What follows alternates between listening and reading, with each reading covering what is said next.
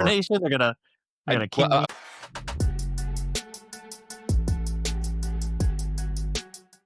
Hello, everyone, and welcome back to Legitimate Cybersecurity. As always, I'm Frank Downs here with Dr. Dustin Brewer. Big congratulations to Dustin. Congratulations, pal, for passing your defense. And now it's just a matter of attending your coronation, or I don't know what it's called. Coronation, they're gonna king me. What's it called? Don't they do? Is it a hood thing, or what? How's that work? So my degree will be conferred at the end of the semester, and then the ceremony. Like, you're right, there is a word for it. I just can't think of it now either. Now I can think about it as coronation. Yeah, they're gonna crown me. Yes, in May, but awesome. I will be able to go by doctor at the end of this. Well, big congratulations to you. It's a lot of hard work to get that, and we're all proud of you. You should feel proud too, because it's not an easy feat. Anyway, today, one of the things that we're going to be doing that we have been wanting to do for quite some time is answer a lot of frequently asked questions that are presented online. And what we've done is Dustin actually had this great idea. So what Dustin did is he went on Reddit and picked some of the most engaged questions on different subreddits for cybersecurity so that we can answer them and try and give our take on some of these answers. So we're going to start with the first one, and it's probably one of my favorite because, I talk too much, but also like to do it. How do you explain technical risk to a non-technical board? And Dustin, I'd like to know your take first. Go ahead. Yeah, this happens on a daily basis, right? And I don't know why there's a disconnect here. I really don't, because boards understand risk. They do. They do. They understand in theory. Usually. Okay. Sorry. Boards are supposed to understand risk. And by and large, most boards have some kind of understanding of what they think risk is. So please continue. They know risk mitigation. They know, risk grading or, leveling risks out or whatever process. There's a process already in business for it. So I don't really understand the disconnect here with why this is such an issue. And it is an issue. Like, I read this online and I was like, yeah, this happens on a daily basis with me and my team especially. But I think one of the disconnects, and this academia is kind of trying to solve this, there is a disconnect between technical risks and monetization of those risks. So if you ask somebody on a board about a specific business risk, they can be like, oh yeah, if we can't sell products A, B, and C, we're going to lose $8 million every 24 hours or, whatever it is. But it's easy enough to do that with a digital asset too. If you lose Frank and Dustin's laptop, tisk, low level risk, but that rhymed. But if you lose the CEO's laptop, the admin keys, yeah. Sorry, go ahead. Yeah, no, but that's the thing, and so and look, that's our job. That's usually the technical person's job, or someone in between technical and business's job, to kind of convert what we're saying, right? Because we can jump on there, we can say, well, we've got 10,000 vulnerabilities in this subnet, and we've got 8,000 vulnerabilities in this subnet, and the board's eyes are going to glaze over there and say, we don't care about any of that. What's the bottom line here? And it's like, if we don't invest at least one FTE and $500,000 for a remediation capability, then it can cost us upwards of $23 million. That's really, I think, the best way to do it. But what do you think, Frank? I agree. And I like to expand on your answer there a little bit. One of the things that is almost never, and I say almost because I've experienced it once or twice, almost never going to happen, is the CEO or the members of the board are not going to understand the technical details. Furthermore, they don't necessarily want to understand the technical details. And I think how the reason so much, and I agree with you that if you can tie it to monetary value and explain how much money you can save by implementing, the following controls, then you can get the attention of individuals. Does that necessarily happen all the time? No. And I think the proof of that is, especially with you and I coming into a lot of organizations, they'll call us after an incident has happened. The problem with the field in general is, especially at the executive level, is cybersecurity costs money. Mm-hmm. And it is a cost center. Unless you're a cybersecurity company, you don't make money by doing cybersecurity, right? So it's a cost to that organization to do business. And we all know how much, anybody or any organization for that matter likes to pay more money for something that doesn't make them money. So if you are able And when you're working whether you're brought in from a separate company or if you're working inside a company trying to communicate the need, definitely tying it to monetary value is something that is valuable. However, I will say you have to walk a very fine line because not everything can be catastrophic, right? Your scenarios can't be catastrophic. You don't roll in there saying, if we don't put this in, business could come to a complete halt for 30 days and stuff like that. How much do you Yep. make over 30 days? We make $1 million. You could lose $30 million. And if you do that for every single recommendation, sooner or later, it's going to sound like the boy who cried wolf for a couple of reasons. One, nobody likes an extremist, right? And if Mhm. you just hear it and over, they become desensitized to the actual issue. Second, say they keep approving and it works. Well, there's the way you know your cybersecurity is working. One way you know your cybersecurity is working is that nothing happens. Nothing bad And if happens, right? nothing bad is happening, sooner or later, people just are like, so wait, why do we have this here again? Why are we doing this and so forth? So you'll start to see over time a potential to draw back on the investment. So I'd say it's, you know, with the question being, how do you explain technical risk and non-technical to a non-technical board? You use as much as you can. You do everything you can to illustrate the operational impact, right? To, dollars and cents really makes sense, right? But they do when you're talking to a board, but there's other ways as well, right? Saying, hey, if we don't do this, you stand to have HR go down and become ineffective and you can't hire. If you don't do this, you stand to, lose access to this key drive that XYZ has this data on it. So, yes, when possible, I I think that the best way to do it is if you can tie a monetary amount to it so they can understand. But you want to be careful with it so you don't fear monger. So understand that there's additional ways you can do it to make an impact. And at the end of the day, even if you articulate the risk very clearly to the board, they still might just accept the risk and say, we are willing to accept that risk to continue with operations. Which is fine. It is a method. And and something that's a lot of people in cybersecurity struggle with this because the way most cybersecurity professionals are trained and where they come from are much more technical, matter of fact, deep discussion kind of backgrounds. That's why some of the most successful individuals in this field are those who, not to toot my own degree, but have things like English degrees or have communications backgrounds and decided to move into security. You do not need that to effectively communicate to a board, but you do need to have the ability to communicate effectively. So when you're getting to the point where you are communicating to a board, you're either at a high level, right? You're either director, senior managers, things like that.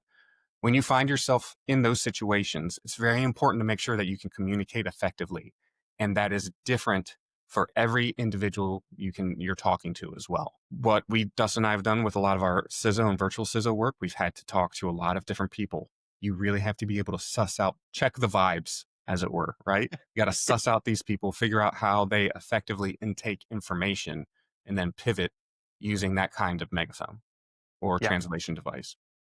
Yep. Absolutely. Go ahead. Go ahead.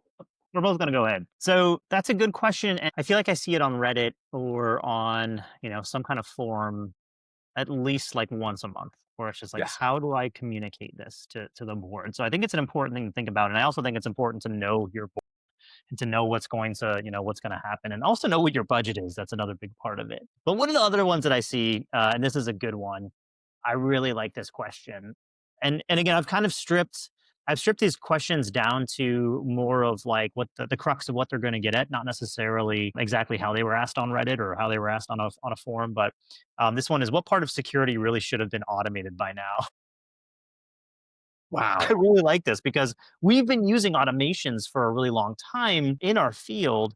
And only now is it something that like AI is now on everybody's lips, right? Where it's like, oh, let's talk about AI. It's going to ruin jobs. It's going to do this. It's going to do this. It's going to replace your job. So, Frank, with that being said, what part of security do you think should have been completely automated by now?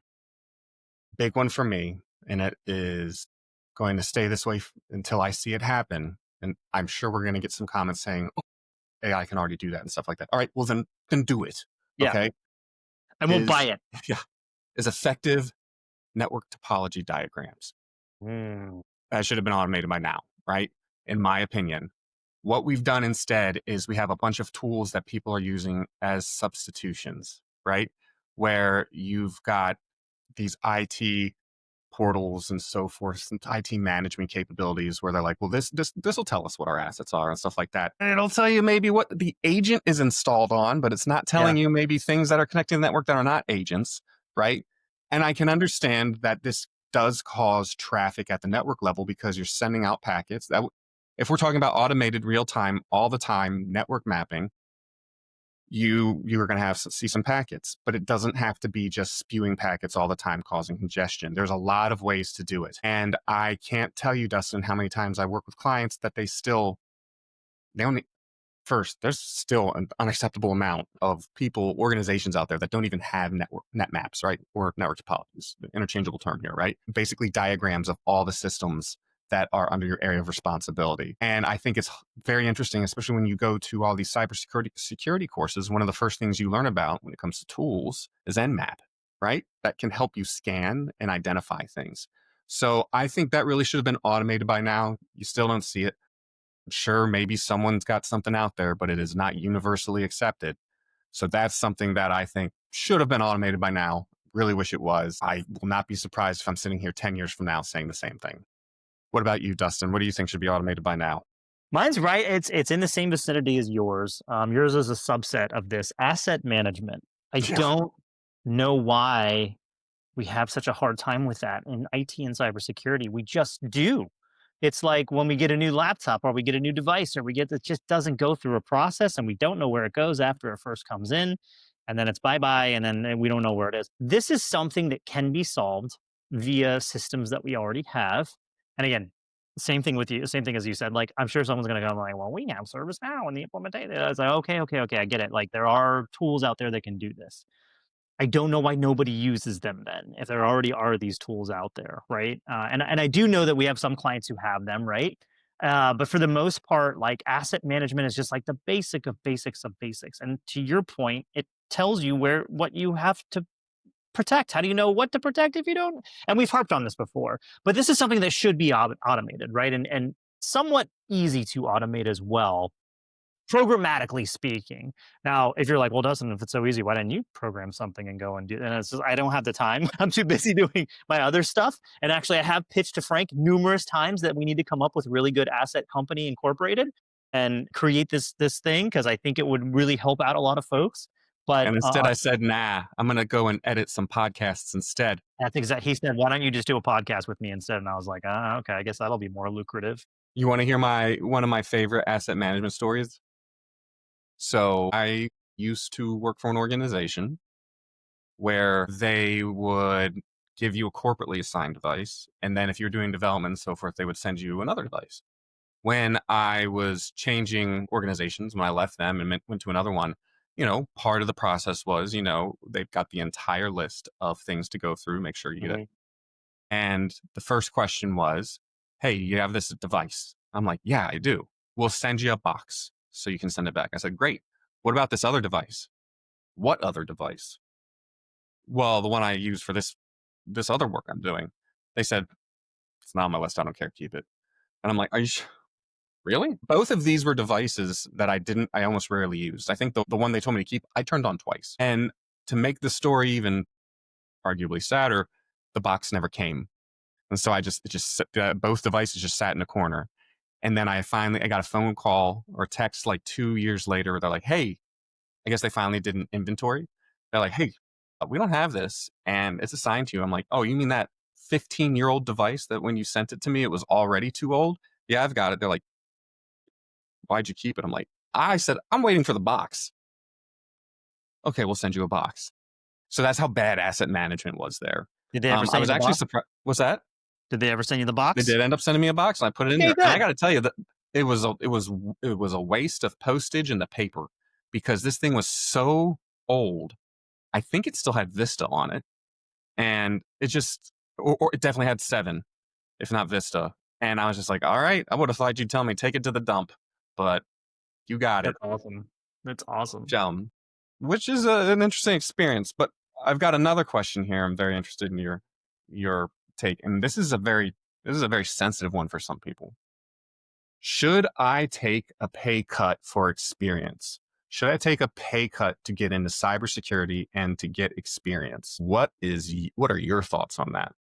It's a very personal question, It right? I is. don't think we can just say one blanket answer and have it fit. But what I would say is that, look, if you're trying to reskill, if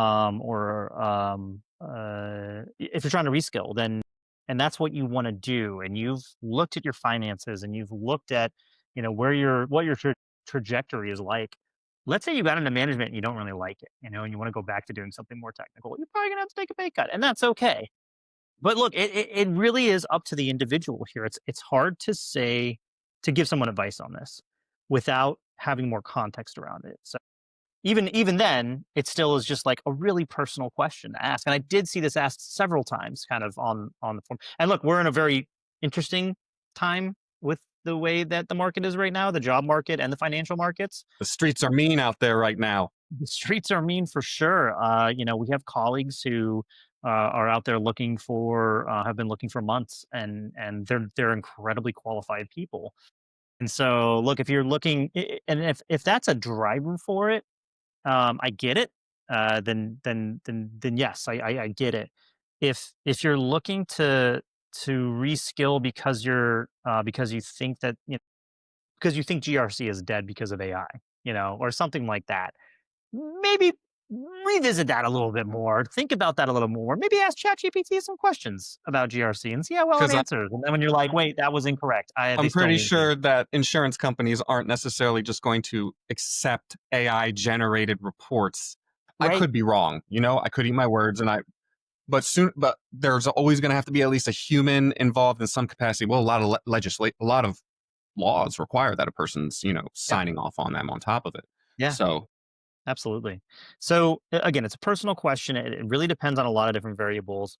If it's something that you like, it's like you are passionate. You got into it somehow. Like maybe you are a GRC person, but you had to do a pen test. You had to help out on a pen test, and you were like, "Whoa, this is really awesome. I like doing this way more." Get some more experience under your belt, and then decide. Get a few more tests under your belt, and make sure it's something you really want to do. Pen tests, and make sure that you're working with separate clients too, because pen tests can be not fun. Very, very quickly, they can be not fun and mundane and repetitive and just like every other thing out there. So just make sure it's something you really want to switch to first. And if it is and your finances are in shape and it's something you want to do, then go do it. Frank, what do you think? With the I head agree pitch, with go you. do it. I agree with you that the answer is a big it depends. Mhm. And I'm going to give a couple different examples and stories as to people who made this switch and it was worthwhile. I gave the story earlier about the dental hygienist a few episodes ago Yeah. that wanted to switch but he didn't hate his job. He thought dental hygiene was fun. And the only reason he got that master's in cyber was because he thought he could make more money in cyber, right? Well, Right. at that point in his career, he'd have to take a big hit before he could make more down the line. Hmm. However, if you are truly miserable in the position you're in and you want something different and you think it's cyber and your situation supports it, and the supports I'll include is Dustin mentioned the financial support, but one of the biggest supports in my life has been my spouse. Hmm. If you are married, here's unsolicited marriage advice from Frank. If you're married and you want to make a big change that will impact both of you, such as switching your career, Hmm. all career changes in a marriage, no matter who has it, impacts both people, whether it's money, whether it's time, whether it's availability, right? So make sure that not just that the finances are there, but that you have support from your spouse if that's the case. I am blessed with an amazing wife. I feel bad for all of you because she's mine and you can't have her and I don't share. But make sure the support's there. Now, that said, I've got two great examples. The first one was myself. I was hired and was a direct employee of the DoD for the first 5 years of my career. There were, by and large, it was fun, it was interesting, but by and large, there was only one specific type of job I loved to do. And as we mentioned in the past, that type of work was switched and it was designated not doable by direct employees of the Department of Defense. It had to be either contract or military. And I was like, I gained like 50 pounds. I was sad, all of that stuff. And I had an opportunity to present itself to leave and join a company that solely did what I love with a bunch of my friends. And Kat goes, do it, do it. You'll just be happier. And so I did. Now, ironically, in that case, I actually took a pay increase, but that's not always the case, There you right? go. I had another student that I've taught who was a very established teacher, middle school teacher for almost 20 years. She was one of my best students I ever had. She really likes cyber. I'm like, why are you here? She goes, I need to get into another career. I can't do this anymore. And I said, why? And she goes, it's the smell, the middle school smell. And I got to tell you, I'm not inviting anyone to come sniff me, but if you wanted to smell the stinkiest version of me, it was in middle school. It got so bad that my mom had clearly told my dad one day, go in and just smell his room, just, because, and I know all that must have happened because he came in and goes, oh, it doesn't smell that bad in here. And then just left. And I was like, so I totally understood. Or a little spray. Anyway, that made a lot of sense to me as well too. But all that boils down to just to support it depends. It really does depend. There are greater factors in your life than your career. There are greater factors in your life than your job.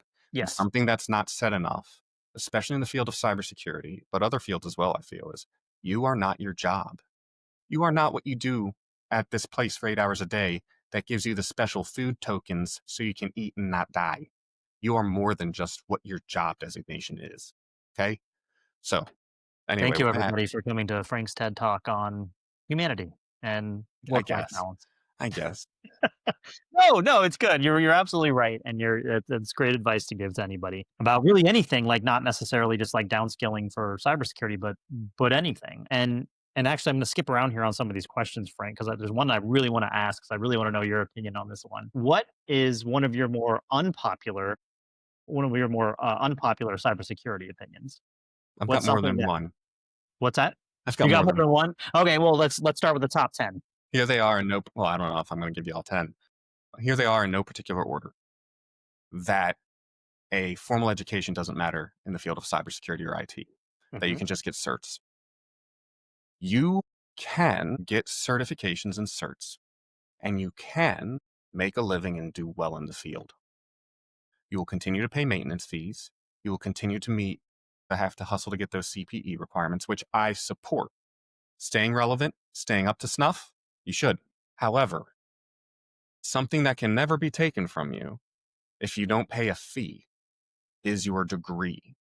And it shows a couple things. One, that you spent, 4 years, or if it's a master's, 2 years of your life, or with Dustin, geez, I've lost track at this point, right?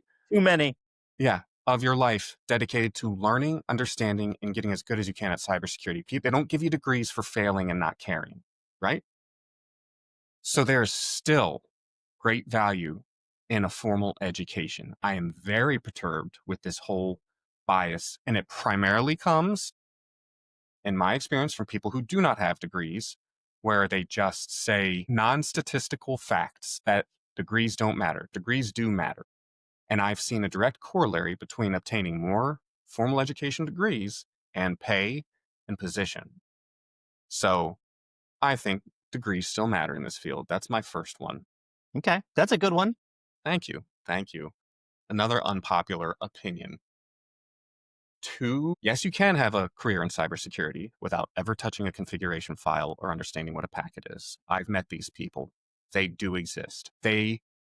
Should Everyone in the field of cybersecurity at some point should have opened up Wireshark and looked at packets. Everyone in the field of cybersecurity should understand the basics of networking, understand what types of networks there are, PANs, MANs, WANs, LANs, all of these things. They should understand the different types of communication protocols.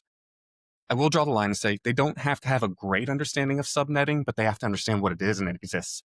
The thing that frustrated me the most, certification test again, when they're like, subnet this, subnet that, ha, ha, ha, ha, and do it real quick. It's like, okay, you don't have to know that off the top of your head. At one point, I knew it for like 3 hours. And now, not. I know what they are, I know what they do, and I can do it and figure it out. But anyway, so I think I think everyone should have at least some technical experience in the field of cybersecurity. Those are the two big ones I'm going to say now because I think the other ones might be not just unpopular, but hurtful in a certain capacity. What You might about have hurt you? some people's feelings. So on the second one, you said in reading these Reddits on a regular basis, one of the things I came across was like, "Oh, can I be in cybersecurity without being a programmer?" And then a bunch of people responded, they're like, "I'm not a programmer. Like, I'm Yeah, not a programmer. I've me never either. programmed." I Like, have programmed and you you've had have to help me clean programmed. it up, but That's the distinction to make, right? Because if you don't truly understand how these things work on a certain level, it doesn't have to be all the way down to the ones and the zeros, but on a certain level, what are you doing? What are you doing here? And don't get me wrong, there are other facets to cybersecurity that don't have to do with well, they all have to do with the ones and zeros, but that you don't have to necessarily. There's social engineering that you can do without any kind of. My camera's moving again. Huh, you yeah, get it up yeah. The here? Logitech computer or a Yep, camera, gotcha. it did. And it's not Did it moving stop? again. Yeah, hold on. You don't have to edit this. It's fine. This is funny. Here, see how it moves? Yeah, we got jokes.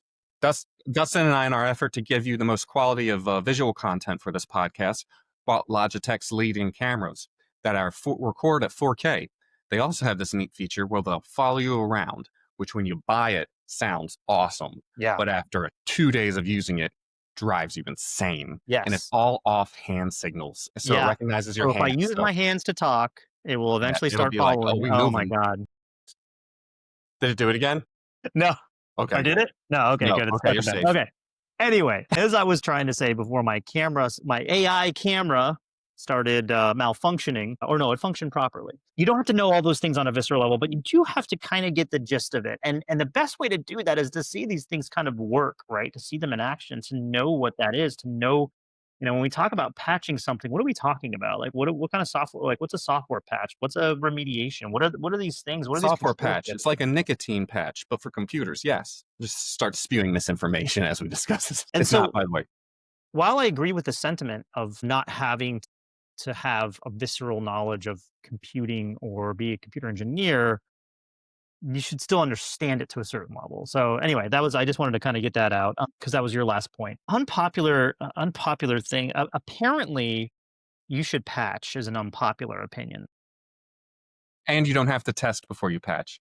Oh yeah, don't we can go into like the whole process of like what that means. By the way, you should test before you patch. That was a joke for anyone listening. Yes, yeah, Please absolutely. test. Yeah, the whole process of vulnerability management, it's a process and it's got there are steps to it, and testing is one of those steps. Can I add one more to that? Yeah. Because it connects. You should have a risk register. Yes. Yeah. Yeah, That's I another don't one. like making them. No one likes making them. But when you write things down, it's easier to remember it later when you've forgotten. Yes, it's boring, but you guys, you can make it. You don't even need like a special software for it. It can be Excel. Just make a risk register. Just I think my most unpopular opinion, and if you go on my LinkedIn, you'll see that I fail myself on this. I don't take my own advice. There are no experts in cybersecurity necessarily, right? tell me more, doctor in cybersecurity.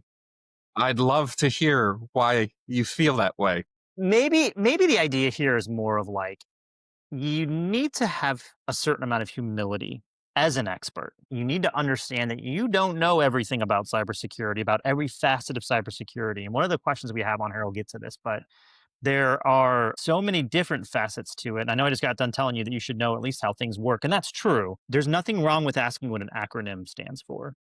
Yeah. There's nothing wrong with not quite understanding how AI is going to replace everybody. There's nothing wrong with asking questions. There's nothing wrong with admitting that maybe there's something that you don't know in this field.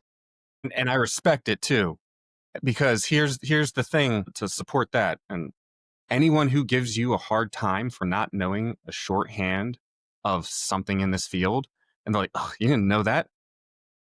They're jackasses. Yeah. So you're able.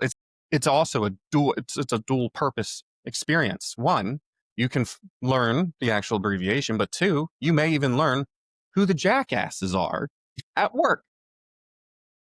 So when I say there's, there is expertise, right? I'm not there is a death of expertise happening right now just in the world in general. So I don't want to be part of that. I'm not saying that nobody's an expert on anything. No, Would love to there are know experts in the on things. comments. In the Yeah, comments, please tell us why you think there's a death. We'd love to hear why you guys think there's a death of expertise. I Please don't. tell us. I don't want to hear that. I I don't want it. care. I want it. I want it. I want to hear it. I want to hear it. You'll make Dustin super depressed, but you'll make me giggle, and I will respond to the 4 people who listen this far There you go. and feel so compelled. Frank wants to hear it. I don't care if you think there's a death of expertise because there's not. There are people out there who work incredibly hard. One of my favorites, so like I was going through after I finished my dissertation defense and I was going through like memes that kind of supported me throughout this whole process for the last 3 years. And one of those memes was like, grad students, studies for 5 years, conducts a study for another 3 years, writes a dissertation, defends the dissertation, gets it published, goes through the publication process. Some guy online says bullshit about it. Like they publish it online, they share it, somebody says bullshit. Yeah. And it's like, It's and so just one study, Dustin. It's just yeah, one guy. You don't know. that's right. You don't know. And you know what? To that point, the person who, if it was like, oh, it's just one study, you should say, yes, that's correct. Further research needs to be conducted to Don't make them um, angry. Don't do it because then that upsets them. Because then they're like, don't bring that logic to the table. yeah, exactly. And so I don't believe in a death of expertise. There are experts in cybersecurity. I guess I like that totally goes against what I originally said. What I did mean though was that, as experts in any field, really, there should be a level of humility that goes along with understanding that you don't know everything. There are people who are going to be younger than you, who are going to be less experienced than you, that are going to know more things about something than they're going to know more about something than you know, and that's okay. It's We're actually all pretty learning great. here. We're continually learning, and it's great. It is great. And if you have that kind of humility and you bring that to your team as a leader, as a manager, I can only say that I think I have more positive experiences that way than trying to pretend like I know what everybody's talking about all the time. Which And I for those have of you done mad, both. Earlier in yeah. my career, I was a foolish young man. Now I am a foolish old man, but I still know that I'm foolish. That's the Which, difference. which by the way, I will also say, and I've told a couple people this: if you're the manager of someone who is real, who knows a lot, and you're like, I think this person knows more than me, and their product's really good, and so forth, you get to say you led that person. Like it just makes you look great. It really does. I mean, because usually those younger people, the younger people who may know more, are up to speed and are taking it passionately, they want mentors. They want Mhm. guidance. And so if you react appropriately rather than, stonewalling them and being like, oh, this person's going to take my job and stuff like that. No, embrace them, lead them, weaponize them, and just, it just makes you look great and Yeah. smart by that Yeah. as Hey, think well. about Steve Jobs. He didn't make the iPhone. He Steve did Jobs not. didn't do 1 ounce of engineering on the iPhone, That's but he looks what did he amazing. in? Did he even do much with Lisa, or was that Waz? Like, did he Yeah, that's a actually good ever point. I code mean, he named anything? it. He named it, right? That dude was a magician. He was. He was a magician of marketing. And also then just, the richest man or one of the richest men in the world. But I wonder if he's yeah, the so richest just corpse. and I think this is an I'm and just that's saying, how we like, got canceled. sorry. That's why people tune in. They tune in to see us. To see it, they're like, maybe this is the one where Frank really just says it goes too far. Like in one of our, professional meetings yesterday, where I Yep. just had to check afterwards. And like, I don't know if everyone's reaction to my joke was appropriate. It was awesome. It was fine. So, not a question, but something that I see a lot. Cybersecurity sucks. It Yeah, can. it can. Yes, it can. And the one of the threads that I read was, there's a lot of gatekeeping, which we kind of just talked about, how there shouldn't be. There's a lot of mundane stuff. Sure, I think any job has that, and then it's boring. And I was like, okay, that's where fine. You think it's boring. Okay. You go and find another job that you don't think is boring. And that's okay too, because we need other people doing other jobs. Not everybody can do cybersecurity. But if you think it's interesting, then stick with it. And don't Yes. get me wrong, there have been times in my job where I've been bored. All the time though? No. No, there's always a new problem. There's always a new thing coming out. There's always a new vulnerability coming out where some incredibly intelligent person has found a new, None are as exciting as Spectre and Meltdown though lately. I feel like they're boring. They're boring, like, vulnerabilities. Man, when's the last Spectre and Meltdown level? Cool. It's all cool, and I guess it's just that you can clearly tell my preference of flavor in exploits. But man, was Those that were awesome! so special because they affected everything, every modern processor from the 90s on. So we're talking about a decades long vulnerability that had not, that we know of, not been published or discovered yet. So And what did Dustin and I do when we found it? We made a lab on it immediately, and our hosting provider got pissed. they did not like that, even though they Especially said we though could. they Yeah, said we could. yeah. I said, "Oh yeah, that's something." They said, "Yeah, any we expect you to put viruses on here on some of the systems to show how it works and all that." And I'm like, "Great." And then when I said, "Is there any limitations?" They said, "No." And then when we made those, they lost their ever living shit. So So Frank, your response to cybersecurity sucks. it does if you don't like it. If you don't like cyber, I can think of very few other jobs that would be soul crushing. Like, I'll give you an example. I think I've mentioned this more than once. I come from a long line of dentists. I knew within 3 hours of sitting chairside helping my dad that I did not want to be a dentist and that I would just be depressed for my entire life. I think, did I tell the story about that guy with his tongue yet on this? No, I don't think we've told the tongue story yet. You want to hear one of the, oh, come with me, friends. Journey of experience. I am halfway through college at this point, basically. I'm doing organic chemistry. I am getting deep in the sciences required by the, by, you know, Governing for body of dentists. Yeah. dentists. Yeah. By the body of dentists, the American Dental Association, all that to get, do all that for my pre dental. And I was sitting with my dad. And for those of you who have been to a dentist, you'll know that some of them use these special suctions to suck out all the spit in between. So dad goes, suction. And I'm like, got it. This isn't going to be easy. Turn on the suction, get the little hose going, put it in the dude's mouth. His tongue immediately gets lodged in because I did not know the dynamics of suck. I didn't know spit suction was an art, was a science. I was like, oh shit. And then I'm like, now what I should have done, I should have turned off the sucker. I'm sure there's a technical term, and if any dentists listening can tell us what it is, fine. I did not do that. Instead, I eagle clawed the man's face and started to yank. In my like freak out mode, I didn't know what to do. So I was just like, I gotta get it out. First pull, nope. Second pull, nope. By this point, the guy's like screaming. Third point, yank. He stops screaming. The only sound in that whole room is dead silence and the sound of the suction. And my dad looked at me and goes, I think you're going to want to sit this one out. And I said, I'm going to sit out the rest. And I have not attempted any type of dentistry related effort since. The point there being, that was kind of the final nail in the coffin of where I don't want to be a dentist. Like now, and if you like teeth, if you like being a dentist, great. It is a very great field to be in. It's very, it can be very lucrative, but a lot of people get in the field. Apparently, dentists have one of the highest suicide rates in the world, Yeah, yeah. and it's because everyone hates coming to see you, and you give them pain. So unless you really like the cool science behind it and things you're doing, it's not a thing. Same thing with cyber. If you don't like it, you're going to be bored and confused the whole time because you Yes. really have to focus in on these things to really understand it. And so, yeah, I can see why people would say it sucks. I would encourage the people that feel that way to, if they are not too deep in their career, should consider their career path. Also, though, part of me thinks people saying cyber sucks or people who are outside of cyber. And a lot of people who are not in the field do not understand cybersecurity and they just feel like saying negative things about it. So Well, yeah, this post was riddled with just kind of negativity and poorly spelled and they probably just failed their non-good CISSP and grammar. just was looking for a place to like vent, Yeah. but instead they were trying to take it out on all of cyber. And look, we can all vent too, we can all commiserate together on cybersecurity sucking. Yes, some days are just awful. CrowdStrike, Delta Airlines going down. That was a terrible day. There are terrible days in cybersecurity, which actually are funny because it kind of affects the rest of sometimes it affects the rest of the world. Colonial Pipeline.